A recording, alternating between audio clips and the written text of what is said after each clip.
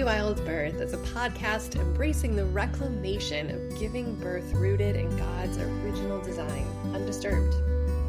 Here, we share home birth stories highlighting God's presence as the great midwife, as well as conversations about all aspects of a holistic, spirit-led childbearing year, from the perspectives of myself, traditional midwife Lauren Hall, of Rooted in Eden Private Membership Association, And me, holistic birthkeeper and photographer Brooke Collier of Sister Birth. Together, we are co-founders and facilitators of Hearth Mother Journey, where we are raising up the next generation of holy wild birth keepers.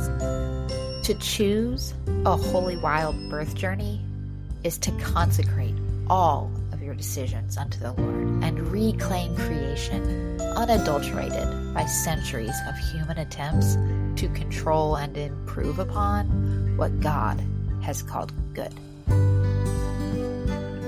Please remember that birth is not a medical event, but a natural process, and we are not your care providers, so this should not be taken as medical advice. Ooh. We're here for another frequently asked question / topic. Yeah, answers from the hearth. Mm. So, what is our question today? No, it's not so much a question as a topic that I feel like you can have many questions about, which is due dates. How do I calculate my due date? What's the best, most reliable way? And how much do I need to worry about whether or not I have given birth on my due date? Is this actually an important thing to nail down? Right. Why have a due date? So we're going to dive into all of those questions and really hopefully point you back to ultimately the sovereignty of the Lord over the birth of your child. Yeah, that's ultimately what it's going to come down to. Spoiler alert. But Right. We can do a brief overview of this whole concept. So EDD, estimated due date, or I've heard some people like to call it guess date, which I think is actually a much, much better way to call it. Exactly, because it's estimated due date. So we always drop that estimated, they're like, this is what's actually in all of the medical charts, estimated due date, EDD. But drop that estimated real quickly, and we start becoming due date. And estimated means to guess. This is an average, right? A due date gives the entire connotation that it's like this deadline or an expiration date, or even like a goal, like a bullseye that you have to hit. And, if you don't hit the bullseye, you're off, you're too early, you're too late. This was an estimate, an average, a middle ground of where we think we might be having a baby, But unfortunately in practice, it gets treated like somebody's going to explode or die if we go past this date. And so major medical decisions get made around this really nebulous, inaccurate date. Right. And medical decisions have incredible ripple effect that have a lot of substantial consequences, like induction or even a cesarean or your home birth plan. Yes. Like in so many states, if you are 42 weeks, according to this, dubiously accurate method of calculation, then you will not be allowed to stay home with your midwife. She can't serve you anymore. So you're either going to... the reverse and the 37, if you didn't make it to 37 and you're 36. There's zero flexibility for just the differences between women and their unique life circumstances, their genetics, their health history, their current health status, their stress levels, not to mention all the woo-woo things like their emotional, psychological, spiritual aspects that go into determining when a baby is born. Right. So as with all numerics, you'll probably notice when we talk about numerical measurements at all on this podcast, it's usually with very much hold that real loosely. The numbers are such a very small part of the picture always, whether that's lab work, whether that's contraction patterns and timing, whether that's your due date. So much nuance here. When we start talking about numbers, and I mean, I am such a research nerd and lab girl, I love them, but also in a tiny little portion of this huge picture. It's just a puzzle piece. It's like one little puzzle piece out of a 1,000-piece puzzle. Yeah. It shouldn't get to determine everything else. And unfortunately, so much of pregnancy in our culture and our society and this mainstream model hinges on this due date. And so that's why this question comes up so much. Is like, how actually important is this?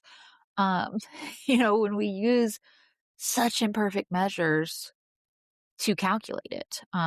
Even so much that there's so many different ways to calculate it. Now, the mainstream model is using pretty much everybody's using the LMP. Nagel's not a big fan of his. Another male obstetrician who got to have something named after him. Another male who got to determine how, pregnancy works for everyone. So, they use this LMP to determine when EDD is. And this is pretty much like if you are going to use your most basic Google, when is my due date? It goes on your LMP. This is the rule that's getting used. 90% of the time. The average midwife, the average OB's office, they're going to be using this rule. The little circle calculator, that wheel, the wheel, the gestational wheel. It's based off of this. And so it is essentially from the 1700s, and it's LMP minus 3 months plus 7 days, and that's your EDD. So it's all based around your last menstrual period, which only, fun fact, 13% of women actually ovulate 14, it's assuming that you have ovulated 14 days after your LMP. And so that your cycles are 28 days long. And that your cycles are 28 days long. So it's using all women are these robots that have a 28-day cycle that ovulate on 14. So we can use their last menstrual period as their day one of their cycle. And we can do this math and know when her estimated due date is. Now, if we actually used it as a guess date, that would be fine.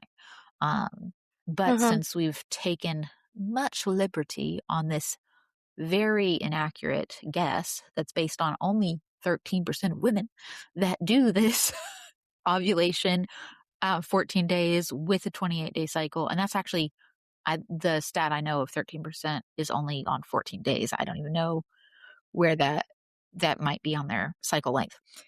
I would assume, but I don't actually know that. The stats I was looking at is just ovulation date number. So this is a very inaccurate thing. So there's other ways that you can do it by ovulation. If you were charting, if you conception, that's a bit better at least. Days, and at least we know when conception happened, right? Or have a really clear, more accurate idea. So if you're like an early ovulator, like I tend to be, or a late one, like other people tend to be, there'd be a little bit more adjustment in the final estimated due date number based on those variabilities. Right. That's a bit better. So now we're still talking about all of these are going to be like that. All pregnancies are supposed to be 40 weeks, which, where did that research come from? Why do we say that? Totally. When it actually began. But not every woman knows that information. So they tend to use the kind of outward, when did you last bleed? What was the first day of your last bleed? Because that's far more easier on the general population's memory.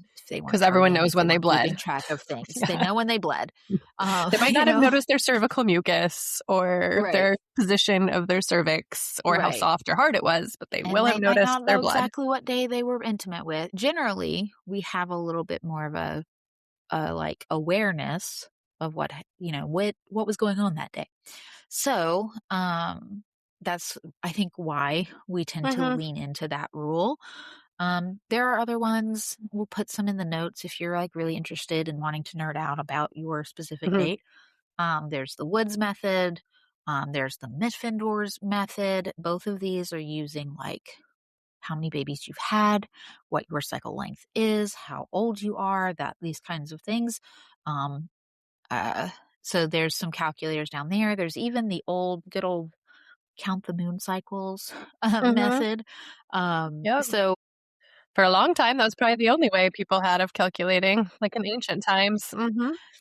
yep, I wish I could find it, but it was like so many months to the day after your first feeling of the baby move, like your first quickenings. Oh, after quickening. Um, Yeah.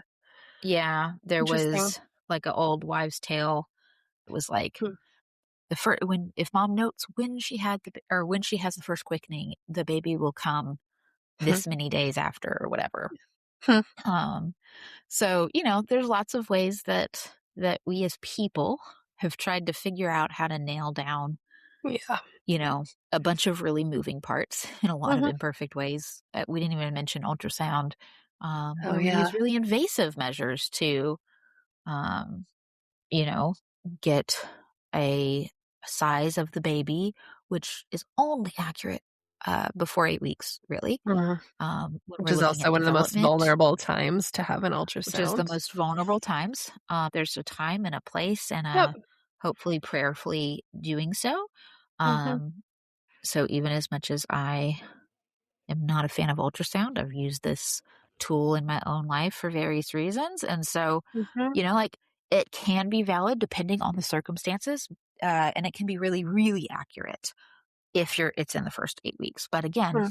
you're using really invasive um, technology to get that accurate date because we're looking at development. So we're like, we know this is developed at this point. After 8 weeks, we're only working on size. And so it's no longer accurate, but that's also during Mhm. the most vulnerable times. So Yeah. do so with lots of pros and cons and weighing the information there. Um, but yeah, that's kind of all the ways that you can get this imperfect date. And you could do Um, all of them, which I have done in past I pregnancies, have like to and then do you're it like, all. "Oh, yeah, I now have 5 different due dates." I now have 5 different due dates, which then makes you really comfortable to be like, "Actually, I am due in January. I Or a am due season even. in spring." Yeah. This is what I told everybody I was, asked when I was carrying the twins. It was like, "I'm due in spring." Mhm. When When the but flowers but bloom. when in spring? When the flowers bloom. Mhm. Like, I'm due in You know, I spring. I This almost is what feel I as know. we're talking about this out loud, I almost feel like I want to tell all my clients now, just do all of them. Because of what you just said. It does Yeah, help you relax into, like, really no one knows. And so I right. can just settle into there's this season somewhere in this time frame. I feel like Yeah. psychologically that could actually be really helpful to Yeah. intentionally get 5 due dates. Yep, it does because most of the time you'll see that one due date is 2 weeks before and one date is a week and a Yep. half later. This is what my LNP says, so this is what matters if I'm in 13% of the population. Or And working in a since hospital with an OB. yeah, if I'm in, this is what they've got, but also all Mhm. of these other methods have given me these dates that are, one way or the other 2, 3 weeks Yep. around. And it just makes you go, "Oh, I'm due in this month or this and that month." Like I'm due Mhm. somewhere in January, February. It makes you realize that we actually have no Mhm. idea. We always say a cervical exam is not a crystal ball. It can't tell the Right. future. It's the same with your EDD.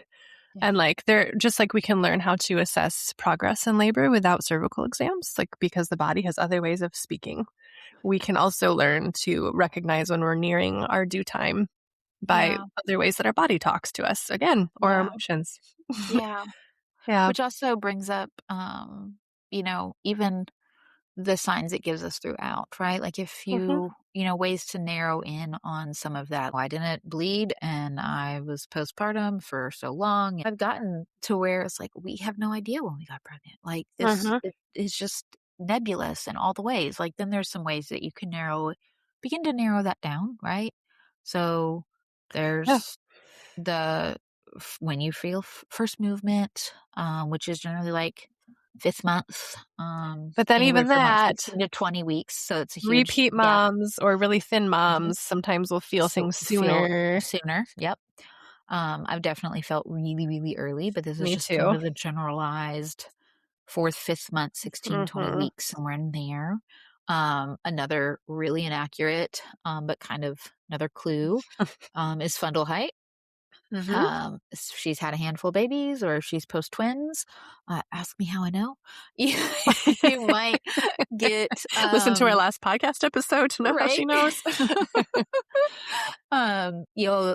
Generally there is a fundal height correlates to how far you are in pregnancy. And around 20 weeks, it tends to be right at your navel. There's kind of this unspoken rule that at 20 weeks, it's the most accurate, that it'll get to your navel even ahead of time and then kind of hang out there until you pass 20 weeks, except for when you're carrying twins. Stay tuned to see if mine passes 20 weeks past the time. We'll yeah, like, is it going to plateau at your navel for a bit and wait for you to actually get to 20 weeks, or is it going to keep moving? If it keeps moving, because it's moving fast, even though there's only one in there. Like, this is, again, one of those, we've found a way to measure, but we can only measure so much of it. There's the when can you hear with a fetoscope. This is roughly 18 to 22 weeks. Which again is not going to narrow down. I mean, we're still all of these, notice they're like 3 to 4 weeks either way. Yeah, I was going to say I found mine with a fetoscope at 16 weeks. Yeah, like I can hear on smaller women pretty early. I've heard I think as early as 15 weeks. But then there's some people who aren't as skilled with the fetoscope, and they've never used it, and they don't hear until it's like 25 weeks. And so, it's again how practiced you are with the fetoscope, and then the size of the woman, and where the placenta is. If that baby is like hiding behind a placenta, all those things are going to shift when you can hear with the fetoscope. I like to see autumn of pregnancy as a really big marker I see with every single woman that hits around 28 to 32 weeks. So that is just this kind of emotional milestone that shows up in just a lot of the ways the soul just really reacts to this space in pregnancy as you're preparing for, but are still too far out to be having the baby. Like, you're not ready to have the baby, but there's a shift here. It's a season change. And I always see that happen around 28 to 32 weeks. There's those moments, right? You see a woman, she looks a little different. She's carrying herself differently. She's just ready. All of these ways of noticing, I kind of see them as like knowing the sign and the seasons versus the hour, right? We don't know the day and the hour of the Lord coming back, and we also don't know the day or the hour of your child arriving unless we happen to be taking extreme measures to plan that out. Even with an induction, we don't actually know how long that's going to be. The only way we can really know the day and hour is if we have a planned C-section. So, I just thought of this. I'm often saying to the people I work with that things that happen in pregnancy are often invitations to either spiritual practices or ways to practice a spiritual reality in a embodied way.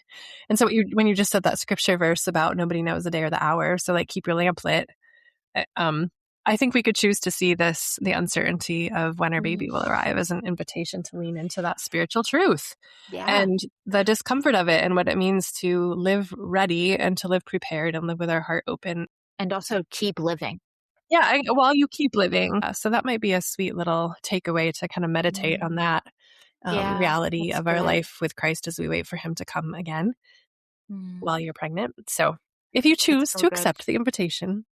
But I also just want to say, I tend to have a lot of trouble at the end. I get a little bit crazy. So you're not alone if that's you. It's so real. It's so real. It can be a really emotionally volatile time. And well, that's part of the autumn bit, I guess, is a lot of women start to feel that way a little more. Yeah. Just vulnerable and soft and tearful and possibly anxious.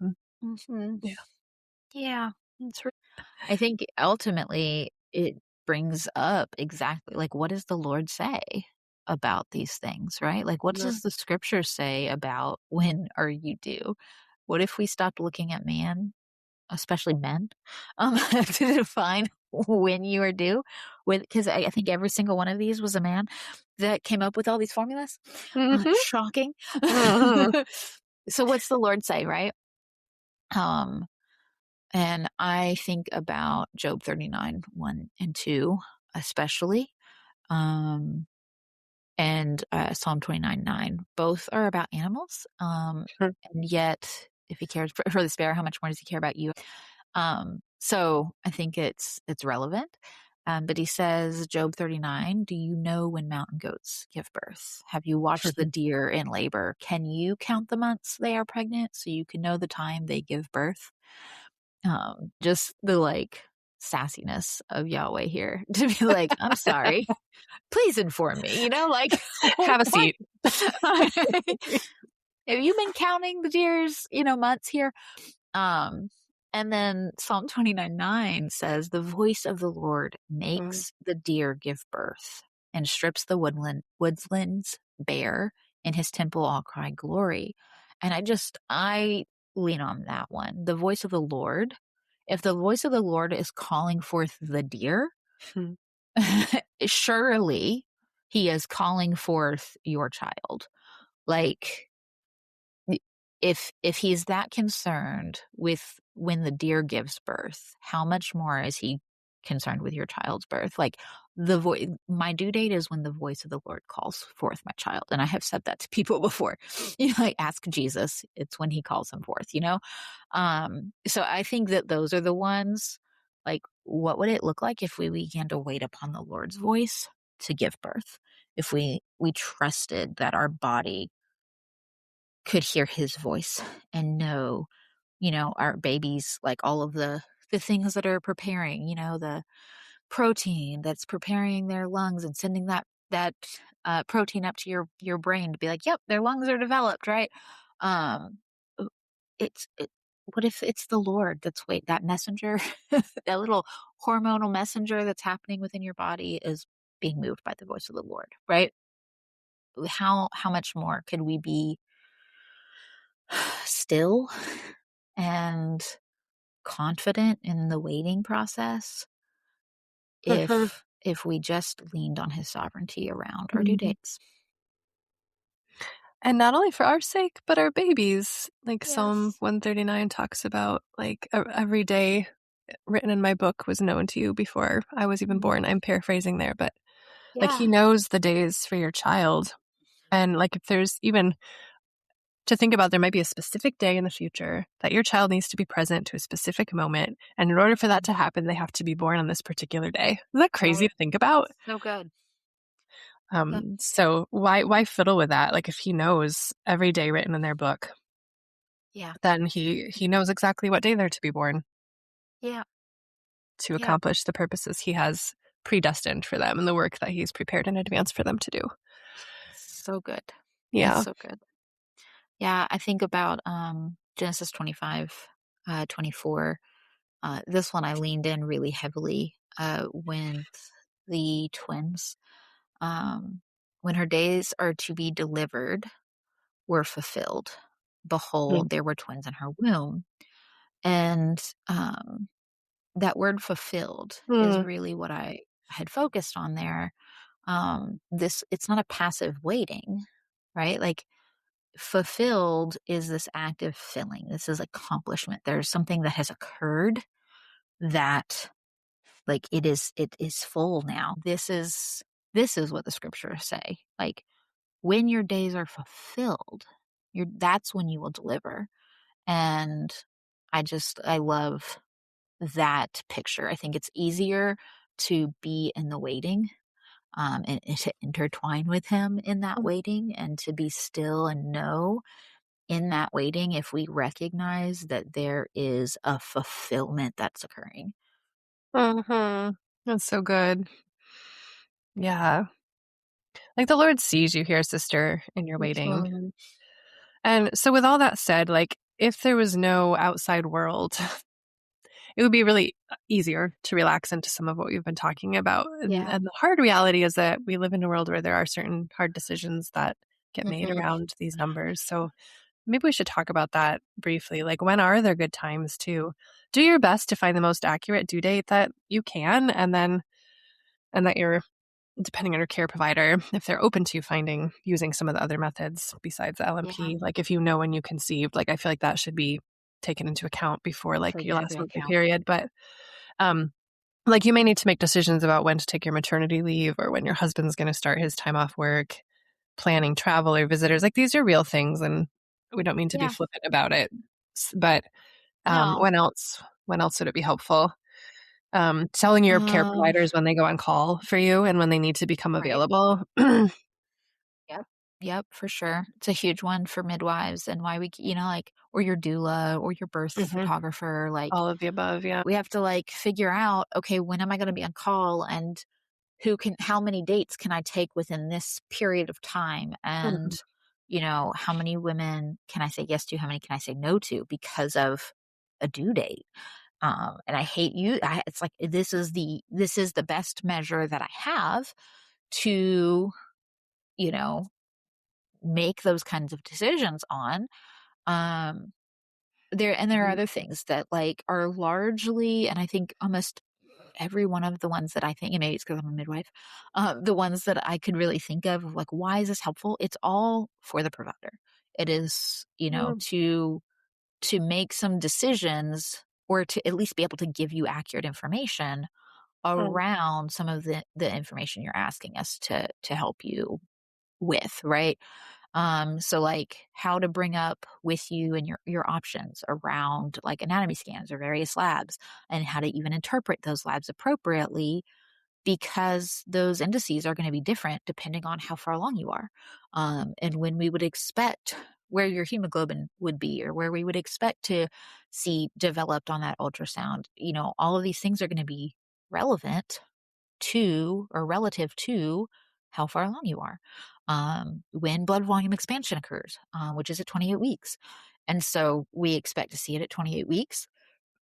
And that is huge for if you're not seeing blood volume expansion, like that affects everything in your pregnancy. And we should see it in full by then. And if we're not, we have some things to like, okay, we have so many weeks to work on that, or we can kind of catch it ahead of time and be like, okay, you need some extra nutrients. You need some extra food here. Or even things as simple as like when to have your birth kit in your home, right? Yeah. Yeah. I think one of the when to finish your home renovations, right? When to get that room painted, when to plan your baby shower or your mother's blessing. Yeah. When you want to have that and when you're going to be like, actually, I'm going to be done peopling by this point. When to start saying, I'm going to start saying no to maybe more things than just maternity leave. Like, okay, I'm no longer going to be leading this Bible study, serving on this team at church, right? Like you're going to start pulling back or knowing when, because you may or may not have a baby, you may or may not be available at that point. Right. So like we have these things that this date helps us kind of make some plans. But I think it's like we make our plans, but the Lord directs the steps. He directs every single day. And so we have to hold these plans loosely, really, really loosely, because we really don't know. I think the one that is kind of the utmost like safety aspect is the preterm labor aspect. The Like, when long do we maturity. know, like, is this baby safe to come out yet? Or should we be flagging this as not okay, as like, okay, there's something going on. Maybe there's some IUGR happening. Maybe we're seeing, like large for dates or small for dates. Like these things are some safety issues that are often used way too much, but there are babies that are truly affected by IUGR or large for date babies and like what's going on metabolically that we need to address. So we don't have any kind of knowing of, we can't say this baby's small for dates if we don't have a date to go by. Yeah. So it's like frustrating. And then if it's used as this was an accurate date, instead of the looseness that it should be. But when you look at all the research in these things, they are taking into account that inaccuracy to some degree. So it's like, okay, by plus or minus 2 small for dates, So we're seeing a very substantial small-footed aids. But if you haven't had that prenatal care, or you're not, feeling for babies' continued growth, those kinds of things are gonna not be able to be flagged if we didn't have some sort of pinpoint on where the state Sure. should be. Yeah. And So it's like, similarly with okay. like babies' lung maturity and the very Mhm. real reality that if babies are born a little too soon, their lungs aren't ready. They can't handle that transition without some assistance sometimes. And so like Right. even whether or not to stay home and Yep. give birth can be determined by having at least some semblance of an idea Yeah. how many weeks along you are. And I personally, if people are on the edge of the widely considered safe due date, we'll Mhm. just have a conversation like, we could possibly stay home if you want to, but just know that you might need to go in and get some support for baby immediately postpartum. Right. Like that's a real Yeah. possibility. And is that something you want to do, or would you rather already be at the hospital so that if the Right. support is needed, then it's already there? Yep. But those are real conversations that Yep. need to be had. I mean, just to even be real vulnerable, and I think I shared it on the to some degree, maybe not all of it, I don't know, on the last cup of tea. I did an ultrasound early on. I was in control of it. I have the wand. Had my dear friend, that's also a midwife, helping me Mhm. um, as well in my own home, and we prayed over it. We prayed protection over baby and all the things, but we were so confident that I had twins again. Mhm. And I was like, I don't know. I have, a 2-3 week variance of when I possibly could have gotten pregnant. It could have been like these 7 different days. And they all made a really big difference of like, okay, if I'm having twins, then if I had early twins, like that just made it a little bit more of a preterm concern because my last twins were really small. I was having some Mhm. health problems, like all of the things kind of, it wasn't just, oh, I want an ultrasound because I think it's twins. It was, I don't have an accurate dates. I have some history here of small twins. I have some medical history going on or medical concerns right now that have me extra cautious and aware of being able to sustain a healthy pregnancy. Mhm. And so I really want to know if I'm 34 or 36 at that point in time. Like, I want to know if I am staying home or if I am wisely taking two, um, you know, fragile babies into the hospital and because I'm far away from hospitals, right? And so Right. it's again, it was my context, my history, my whole picture, Mhm. and all of the things. Um, I didn't care at all with my last twins. I had pretty accurate dates, wasn't really concerned about preterm birth, et cetera, and so forth. But now I have that kind of real concern if I was carrying twins. Yep. And so I did prayerfully use a dating ultrasound, and then took a homeopathic to protect them afterwards, along with, and more importantly, prayer and blessing, and ultimately we prayed and had the Lord really guide us in making that decision. And so I just bring that up to be like, it's okay if you are in a certain situation that feels like, you know what, this date actually does feel important to me because of XYZ. Mhm. And, it may be somewhat similar to what I just said. It might be completely different. Your husband's deployed. Mhm. You really want to be having that midwife in your area and you have a history of going past dates and she can't serve you past 42 weeks. I actually hate that reason. Like I have so Terrible much reason. pain for that reason. So But mad. it's so true for so many people that it might as well be said, like this is a, Mhm. a thing. Um, and how much is her presence at your birth? How confident are you in having an unassisted versus her not there? Or would it have to be hospital birth? You have to make those decisions. So, Mhm. uh, sometimes, unfortunately, our methods of trying to nail down all of these moving parts that we actually have absolutely no control of has some bearing on a lot of things and a lot of other decisions. And so we want to get some way of trying to pinpoint it. And even as we do that, I think it's important that we we hold it loosely and we lean in on the creator of that life and the one who calls them forth. Mm-hmm. Yeah.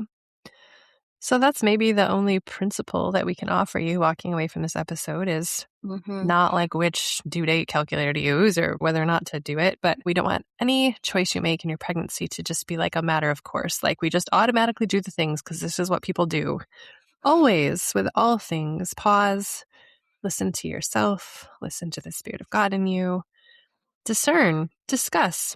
What are my unique situations, liabilities, gifts that I need to take into account as I make decisions about my due date and what I'll do with information from that due date, etc. So your birth is your birth, and this pregnancy, this baby might lead you to different conclusions or choices around something like a due date than your last one did. And that's okay too. There can be different baby. It often will be if you're really tuned in and not just going through the motions. That's okay. But the Lord knows. Rest in his perfect timing as best as you can, which will take training your mind towards that trust and surrender. It is not always easy work, but it is work worth doing. I think that really sums it all up. And I think even for those maybe who are not pregnant, but maybe are serving the pregnant women out there, might be beneficial even for you to kind of begin to think like, okay, how do I personally feel about this? And how do I want to handle these? And what language do I want to use? But even more importantly than those kind of self-focused questions, like, what does Yahweh say? What does the Bible say about our days and plans and times and his sovereignty over our lives? So thanks for being here, sisters. Have a beautiful week. And a beautiful birthing season.